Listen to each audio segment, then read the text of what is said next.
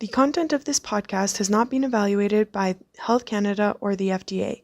It is educational in nature and should not be taken as medical advice. Always consult a qualified medical professional to see if a diet, lifestyle change, or supplement is right for you. Any supplements mentioned are not intended to diagnose, treat, cure, or prevent any disease. Please note that the opinions of the guests or hosts are their own and may not reflect those of Advanced Orthomolecular Research Incorporated.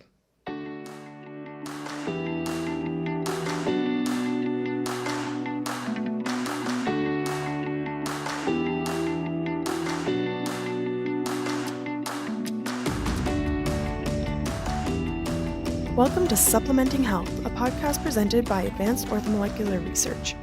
We are all about applying evidence-based and effective dietary, lifestyle, and natural health product strategies for your optimal health. In each episode, we will feature very engaging clinicians and experts from the world of functional and naturopathic medicine to help achieve our mission to empower people to live their best lives naturally. Advanced Whey isn't your average protein powder. It's a high-quality whey protein designed to capitalize on the benefits of immune-supporting nutrients naturally found in whey. It uses cross-flow microfiltration to minimize protein denaturation, contains no sweeteners or soy-based ingredients, and includes minimal flow agents. AOR's Advanced Whey uses both whey protein isolate and a high protein concentrate. It is great for those who want to boost their immunity, build muscle, lose weight, or increase protein in their diet. You can purchase yours at a local retailer or online at aor.ca or aor.us. Hello, and welcome to another episode of Supplementing Health. I'm your host, Cassie Price, and today I'm joined by Dr. Andrea Prue. Andrea is a naturopathic doctor, an athlete, and fitness enthusiast, passionate about sharing her knowledge with others. Thanks for being here, Andrea. No worries. Thanks for having me. So today we were going to be discussing how steroid hormones directly affect digestion and the ability to lose weight and gain muscle and bone mass. So would you mind starting by explaining what steroid hormones are? Of course. So steroid hormones are actually, by definition, a class of hormones that come from cholesterol. So they have a biochemical structure very similar to cholesterol, and they have certain properties that are kind of similar to one another in certain ways. But there's different classifications. But generally, when we think of steroid hormones, right, we tend to think of the androgens. That's like your testosterone and your DHT and DHEA and your like estrogens and progesterone. And there's actually more than one type of estrogen, which a lot of people don't realize. And then there's also cortisol, and also vitamin D is actually considered a steroid hormone. So it definitely needs to be rebranded because it acts much more like a steroid hormone because it has that same structure. It all comes from the original cholesterol molecule. Okay, cool. So then how do these hormones affect your body composition? Well, they do a bunch of different things. Like we tend to think about like testosterone as being like all about like building muscle mass, or it's considered like anabolic, right? We talk about anabolic steroids, often in an illegal sense of using external steroids. But testosterone has that anabolic characteristic, which means it helps us to grow things, so grow our muscle mass. But estrogen is also anabolic. So it helps us women who have these higher levels of estrogen compared to men, testosterone, but estrogen helps us gain our muscle mass. Of course, not as strong as the ability of testosterone to gain muscle in particular, but it does have that effect. And then you have the flip side where another steroid hormone, cortisol, often described as the stress hormone, it actually does the opposite. So it's catabolic. It breaks things apart. So high levels of stress and high levels of that stress hormone cortisol have a negative impact on muscle, but also on bone because it tends to break things apart. Okay, so then when you're focusing on helping patients to im improve their body composition, do you tend to focus first on bone structure and making sure they have that foundation and then the muscle building, or do they kind of go hand in hand, or does it matter? Great question. And I like to do things as holistically as possible, but also stage things in a way that makes sense for that particular client that I have in front of me. So Yes, absolutely. Muscle mass and bone go together and are dependent on one another. But I find typically, unless there's something going on like an osteopenia or osteoporosis, but for most people, their bones are doing relatively well. It's that there's insufficient muscle mass, and they come to me wanting to lose weight or just generally be healthier. And I'm focusing on, okay, well, tell me about what you do for your muscles, because it's using your muscles and kind of stressing your muscles in a healthy way. That stress or strain of the muscle, that pulling, pulls on the bones, that tells the bones, hey guys, you need to grow strong and healthy so that the bone structure can handle what the muscles are asking it to do. And then the muscles in turn will help around general metabolism and kind of fat metabolism and so on. So to your question, I work on both because you need Okay. that bone structure, but for sure, most people need a bit more assistance in how to work on the muscle component. Okay, that makes sense. And so women who, or I guess women in general, tend to have a higher body fat percentage than men, just on average. I realize that can vary, but how do the hormones play into that? Yeah, so you're right. On average, women, we tend to carry more fat than men do. We all remember being back in high school and maybe measuring those body fat percentages and really seeing those numbers. But in general, we women carry more fat overall, and we also carry it in different places, whether that be like more our hips and thighs and breast tissue, but also in terms of internally, like visceral fat versus external. So there's how we sex differences and how we carry our types of fat as well. So there's that piece. Yeah, I mean, high end athletes, there's going to be kind of some differences there. But as women, our estrogen levels tell us to carry fat in certain places and having a certain amount because we want to have, in theory, we women are ready to have children. Um, in terms of our like ancestors, that was always the plan. It was to reproduce. So as women, we need to have that fat reserve to protect us and also to give us the energy to sustain this kind of growing life. And you mentioned visceral fat. So what is the difference between like a visceral fat and I don't know what the technical term for like visible fat would be?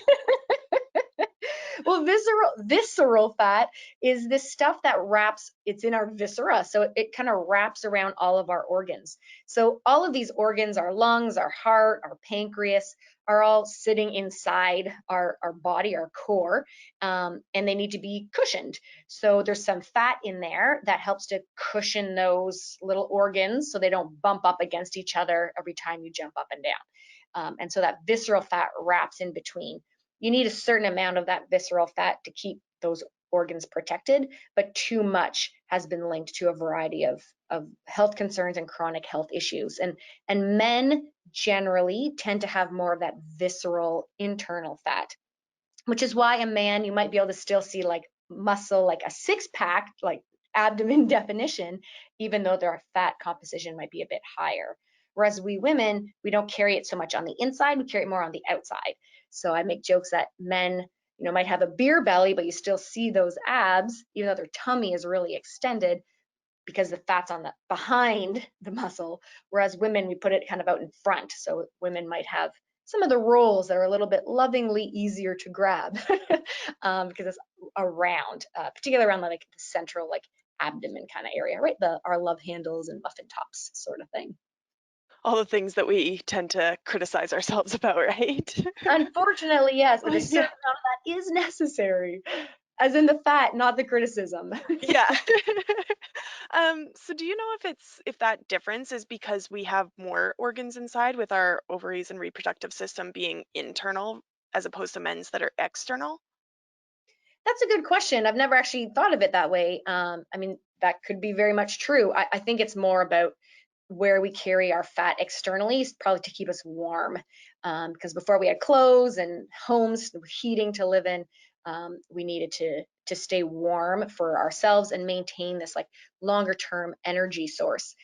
One when a woman is pregnant, but also those fluctuations of the menstrual hormones and how that affects our metabolism. So it's part of the reason why we carry that fat is more of this carrying on and reproduction sort of reason. So I don't know if it's, yeah, necessarily about where we keep certain organs. Okay, cool. And so for body composition, is there kind of a standard that would be optimal for everyone, or does it vary from person to person? So it varies partially by sex, obviously male or female, in terms of what is optimal body composition. And body composition, we've been talking a lot about muscle and bone, but it's also about fat, where that fat is located, and also about water. I tell clients all the time, like, I don't necessarily care how much you weigh. I just want to make sure you have a healthy amount of muscle, a healthy amount of fat, and a healthy amount of water in the right spots.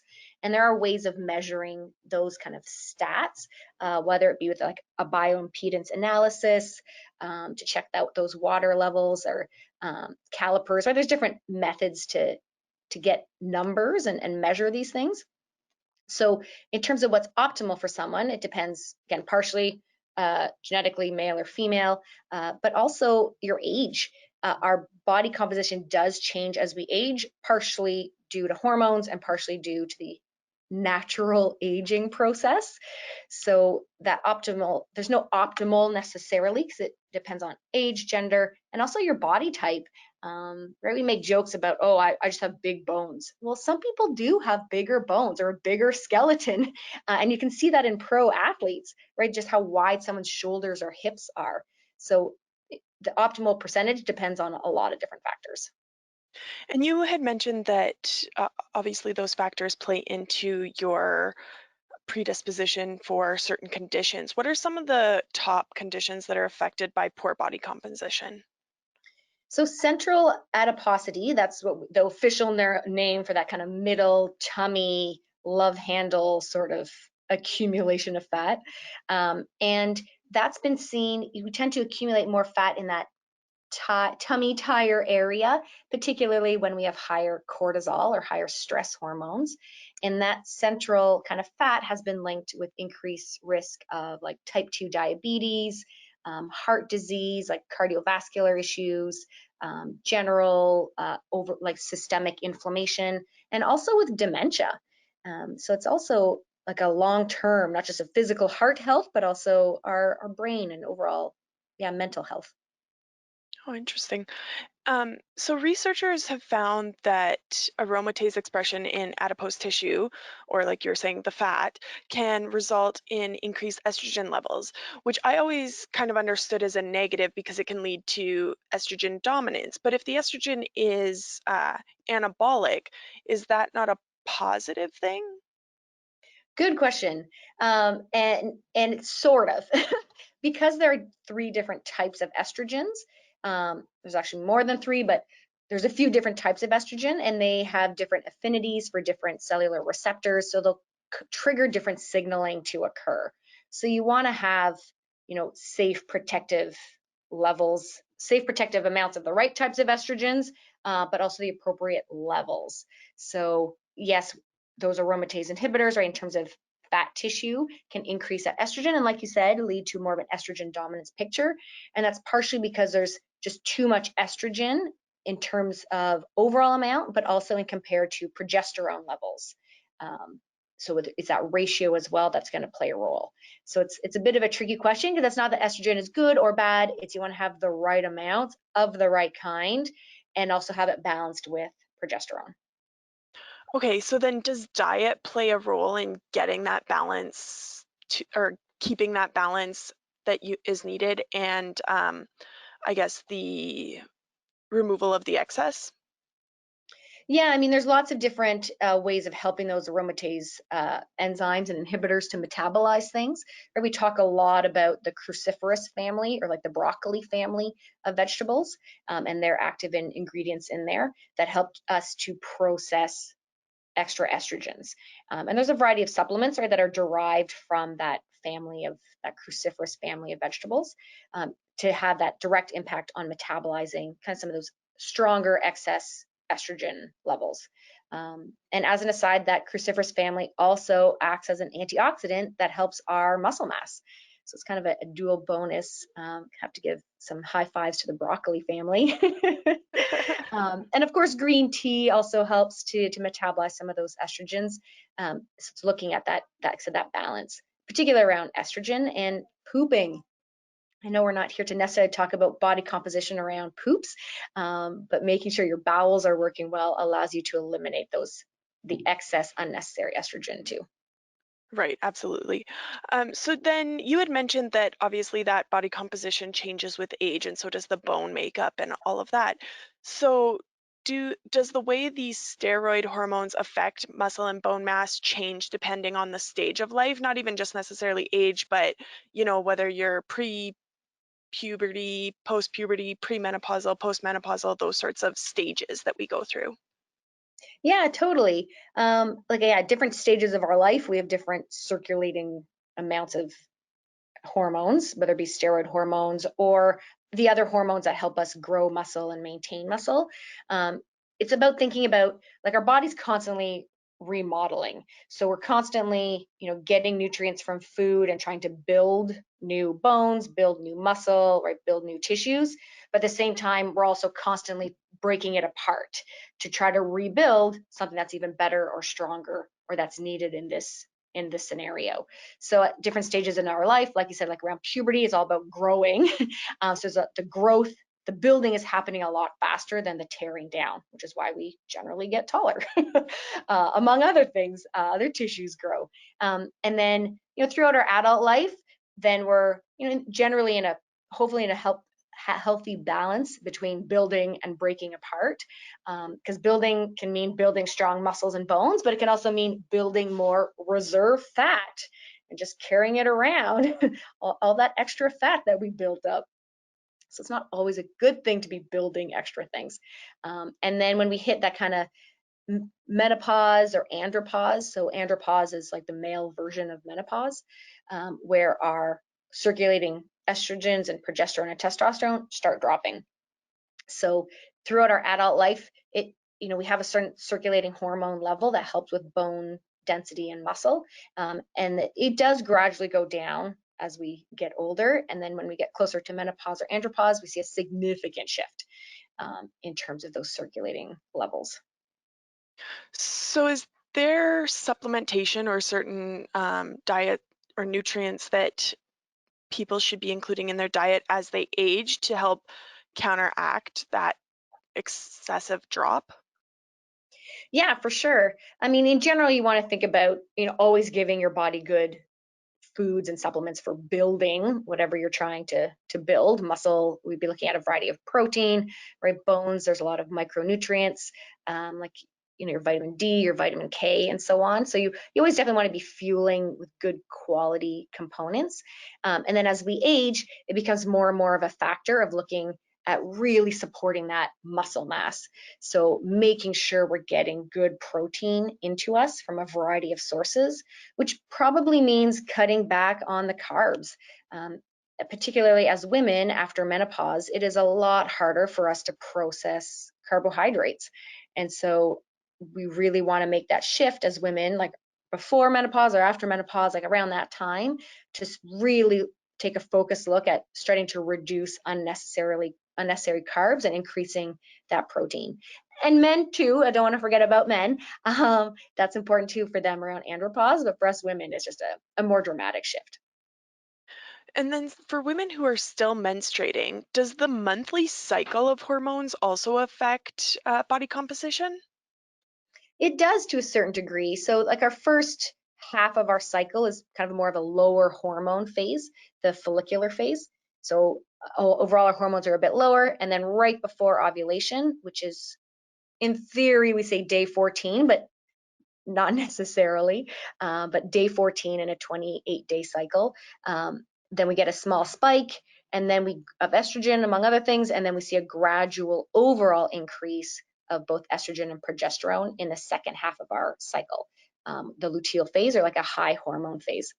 And that's assuming someone is going through these cycles and not on birth control pills. So if you are kind of doing it with your own hormones, the first 2 weeks you have a lower hormone phase, then a small spike of estrogen, and then we get into this high hormone phase. So it's you can tailor exercise and nutrition based on what phases you're in. There's some great apps out there. One that the U.S. Women's soccer team actually used to track their menstrual cycles, and use that to help with their training, so that in the first phase of their cycle, when they're in a lower hormone phase, then they were looking at more intensive weightlifting and using more protein sources to assist with those higher muscle needs in terms of heavier lifting. Second half of the cycle, as progesterone starts to rise as well, we want to shift a little bit more into kind of perhaps some more cardiovascular style exercises, because as that progesterone increases, also our joints become a little bit more lax. So it's being mindful also of, is there a potential for increased injury in there? And I don't want to scare any women around heavy lifting in the second half of their cycle, but it's being aware of that. So fueling with lots of protein when needed, and then shifting to lesser protein during the second half of that cycle. Are there different types of protein that should be consumed? Because I know there are differences between, say, a vegan or vegetarian diet and more of a omnivore diet, and the way that they get their complete proteins would be different. So is there certain types of protein that would be better for different phases or even for different processes? Yeah, in particular, it's looking at like leucine and where you can find leucine. So leucine is one of your right branch chain amino acids. So it's found in your like BCAA combination supplements sort of thing.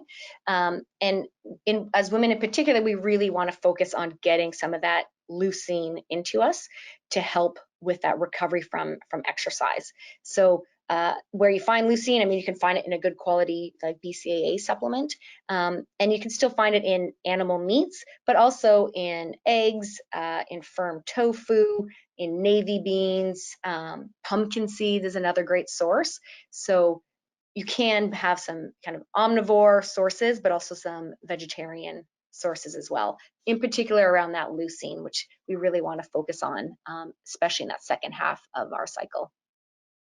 Another supplement or component that people are talking about a lot these days is collagen. What are your thoughts around collagen and how you should incorporate it into your training regime? I love the use of collagen. I mean, it's an easy thing to mix in a smoothie or a post-workout drink. So it's compliance, I find, is generally pretty good with collagen. And collagen, of course, comes in different size molecules, where you want to be looking at different collagens for bone and ligament and tendon and muscle versus like skin health collagen sort of thing. Most items out there have a bit of both, so you get some of that skin kind of anti-wrinkle, but not more importantly, I mean, that's important too, but also looking at the muscle kind of structure part. So I love adding it into a post-workout smoothie at any time during some like a menstrual cycle, as in the full month, but and for men as well. Okay, and earlier you had mentioned that hormonal contraceptives change the way that your muscles and bones are all affected by your hormones. Can you elaborate a little bit on that?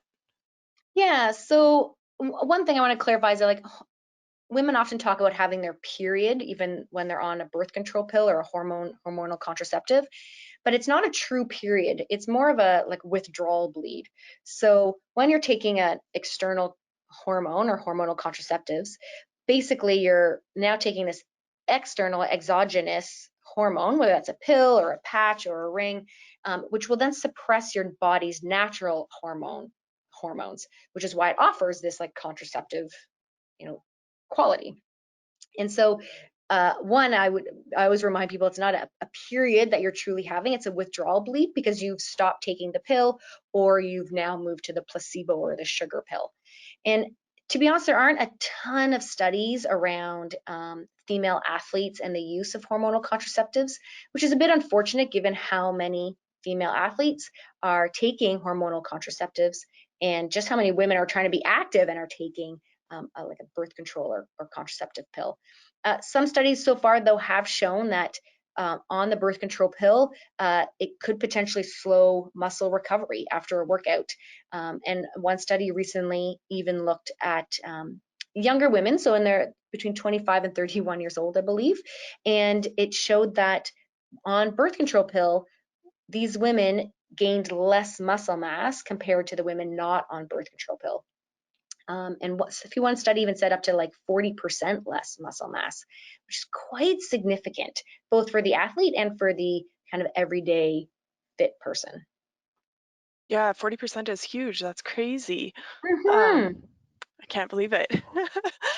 So we're living longer than we used to, and with our extended life expectancy, women are still going through menopause at around the same age. I know it varies from person to person, but this is generally resulting in more years postmenopausal. So has this increased life expectancy impacted the issues for postmenopausal women of muscle loss and bone deterioration? Well, to a certain degree, yes, because if you're living longer, then we're hoping that, these women, well, not hoping, these women are exercising longer. They're involved in more sports and more activities, right? We see this huge growth of activities for seniors or growth of the masters division in sport around the world, which is really exciting to see, 60-year-old, 70-year-old, 80-year-old women, doing Ironman triathlons. Like, it's amazing. And of course, with that, the more you do something or the more years you add, you increase risk of just general injury that comes with sport and everyday living, for sure.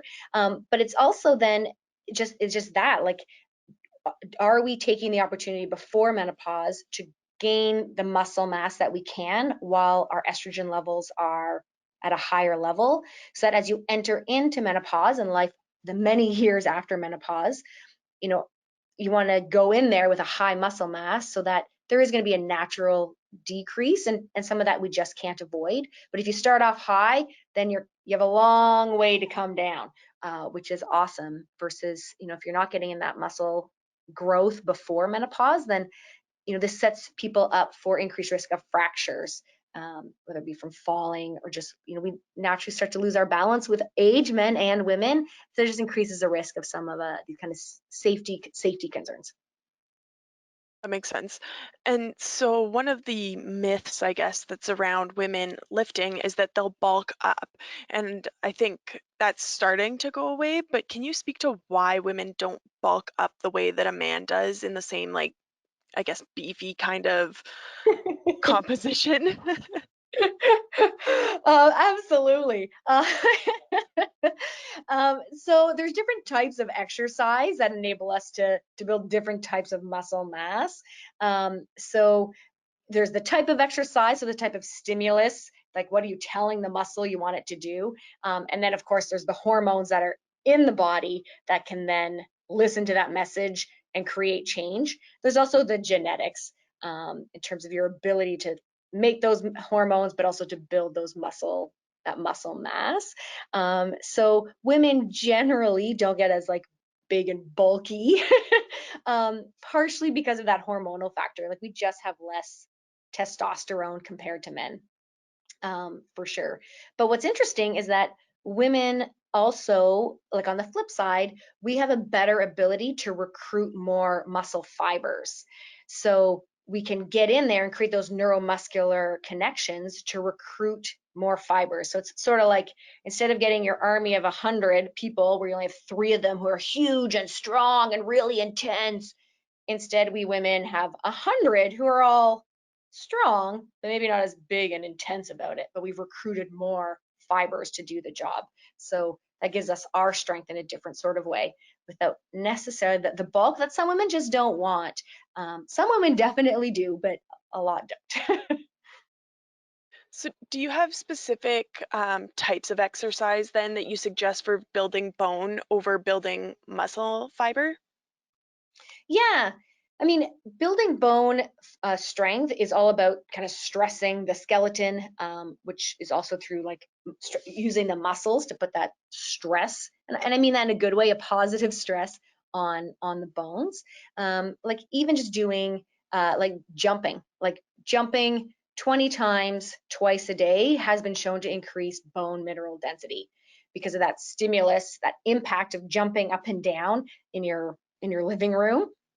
on a regular floor, stresses the skeleton. And the skeleton says, hey, if I'm jumping up and down again tomorrow, I want to make sure that my bones are strong and I can manage that. So kind of a quick life hack is to do 20 jumps.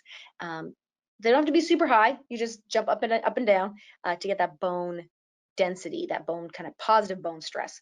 And then of course there's that muscle piece. As soon as you're using your muscles, you're going to be helping your bones, but you really need to be lifting more than just your body weight, um, which is tricky because unfortunately, like there's a lot of great there's a lot of great Pilates, there's a lot of great home videos, right? Yoga's really taken a huge boom in the last decade or so. And while these exercises are good from a core strength perspective and helping our balance and also giving us a sense of calm, they're not enough to truly add good muscle mass to a person. So we need to be doing more than body weight exercises and actually lifting weights, which means going into the gym when that's safe and appropriate to do so, or getting weights for at home to get that muscle recruitment component. Okay. Those shake machines that some people either have or have seen where you stand on it and the platform like shakes for you, do those actually help with bone mineral density? Do you know? I unfortunately don't know exactly the mechanism of how, yeah, of the shaking machines, but I don't know that it would, because you really need to be stressing the actual skeleton. Like these studies were around jumping, even more so than just regular running, or like cycling. Like interestingly, bone density in cyclists actually isn't that great. Even elite cyclists that do a ton of exercising, they're always on their bike doing the exercise, and so they're not getting that bone stress, and they're getting lots of kind of jiggling or vibrations when you're cycling because roads are never perfectly flat. So I'd have to look into it more, but I suspect that those kind of jiggling vibration machines aren't nearly as helpful as jumping or say going for a casual jog. Okay, good to know.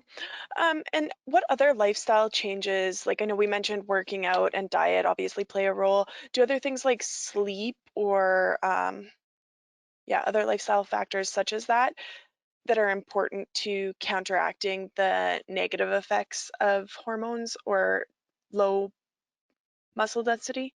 I'm definitely going to keep talking about exercise, exercise. I can't talk about it enough, but for sure, there's other things you want to do to support your body with those exercises and the good food and real nutrition and supplements. Sleep absolutely is one of them. You want to get into good deep sleep, because deep sleep is where we get our muscle growth and repair, where we can rejuvenate. And most adults don't get enough of that true deep sleep. There's lots of cool tracking devices out there, like the Oura Ring, different sleep apps. So there's lots of cool tracking mechanisms if you're into getting the data around sleep, but you want to maximize that deep sleep so that you can grow and repair good looking muscles and bones. Um, but I'd also look at improving detox, right? You want to remove the things that are obstacles to good muscle and good bone. So reducing stress. I mean, it's just that easy. Just reduce your stress, no big deal. But stress is that, release of the cortisol, that cortisol stress hormone that breaks things apart. So you want to kind of reduce your stress, reduce environmental exposures to different toxicants, because they like different chemicals, because they'll impair hormone function. Reduce exposure to negative friends. Especially these days with things on the news, like there's just so much negativity out there, that we really need to try to reduce the negative vibes and increase exposure to positive friends and positive vibes that can help support us in our new projects of gaining muscle mass or trying a new fitness class or even just going out for a walk. So getting with that positive component into.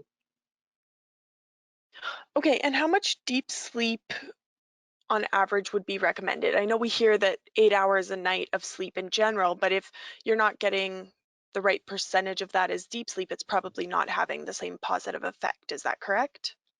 Completely. So you could be unconscious for 8 hours. So we call that sleep. Yeah, I was asleep all night. I got a great night's sleep. like, yeah, just being unconscious doesn't mean that you actually cycle through the stages of sleep. So your light sleep, deep sleep, and your REM sleep. So, and again, how you cycle through that is hard to, it's hard to measure, just by asking yourself, how did I do last night? I mean, that's helpful, and I always encourage checking in with yourself and your body. How do I feel when I wake up? Because it does give us some indication about our sleep. But true deep sleep, most adults need about an hour to an hour and a half of that good deep sleep. So again, different apps can help you track some of that stuff, but it's about an hour to an hour and a half of true deep sleep is what we need. And if you're not getting that hour and a half kind of range, um, what are some of the things that you could do at home to start trying to move towards that? Well, it's anything that can improve your overall sleep quality. So that could be removing, staying away from screens, staying away from bright lights, getting blue light blocking glasses or like a blue light blocking app for your screens. Avoiding alcohol at night. That's a big one for helping with sleep. And there's, of course, different supplements right around helping around that sleep component or different herbal teas that can be used. So anything that just generally improves sleep is going to have a good effect on getting you into more deep sleep. But the other big one around deep sleep that most people don't want to hear is you need to go to bed like way before midnight. Most adults get their deep sleep or the bulk of it before midnight. So it's turning off the Netflix and getting into bed a bit early is going to do you a lot of good. That's very interesting. I didn't realize the time of night made that much of an impact on it. Um, and jumping back to the exercise portion of our discussion, are there like how much cardio versus weights would you generally suggest if someone's trying to improve their body composition? Because obviously cardio helps us just melt the fat that's there, but it doesn't necessarily build the muscle fibers that we're looking for, right? So there's got to be a marriage between the two, I would think. Yeah, absolutely. So there's different, like you can get into like different zones of training in terms of heart rate, and there's lots of different devices to help you track those heart rate pieces because also about how hard is your body working and not just about what is your body actually doing. So it can get kind of quite complex, but in terms of big picture, I suggest the older we get, the more we need to be looking at doing like muscle building work because the older we get, the harder it is to gain muscle mass and maintain muscle mass. So we need to we're kind of helping to reverse that process or slow down that process.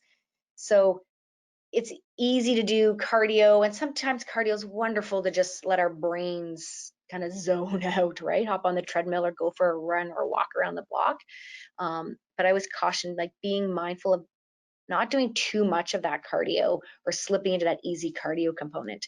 Um, so as we age, looking at more strength and less of that cardio.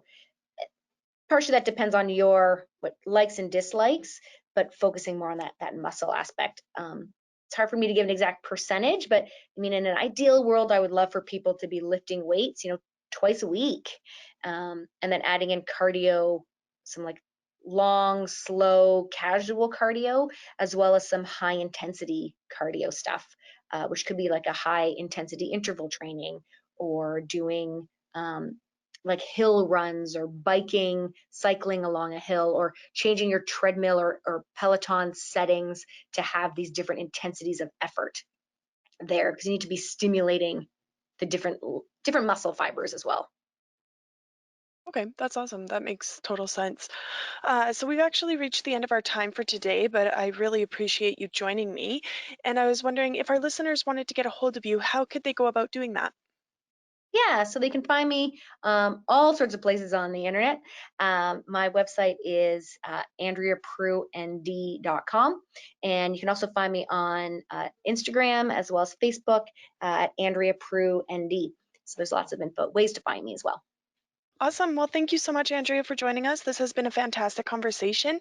And thank you to the listeners who tuned in today. We hope you join us again next week for more ways to supplement your health. Thank you.